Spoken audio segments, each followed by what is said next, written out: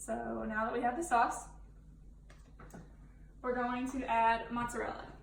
So I have fresh cut mozzarella here, or you can also add shredded mozzarella if that's just your preferred cheese. And so the recipe calls for 4 ounces of mozzarella, but since we're only making 1 pizza, we only need 1 ounce. So I'm just going to take these little pieces and spread them out. You just kind of want to spread them out evenly, because as they melt, they're gonna kind of spread out across the pizza.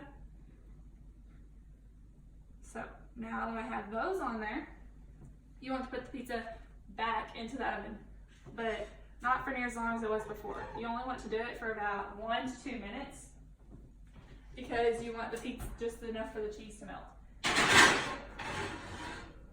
So once you put that back into the oven, you can begin cleaning up your workspace if you'd like.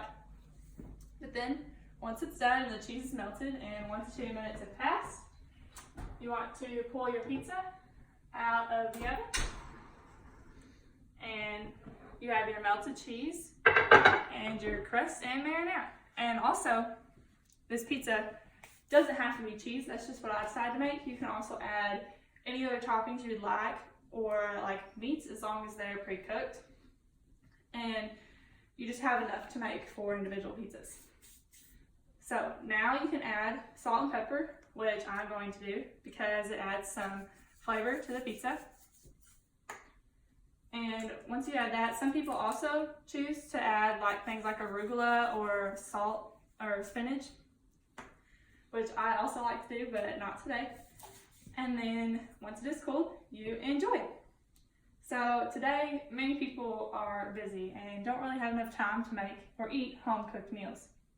In an article titled A Brief History of the 8-Hour Workday, published May 5th, 2017 by Margaret Ward, it states that the average American works 44 hours a week, or 8.8 hours a day.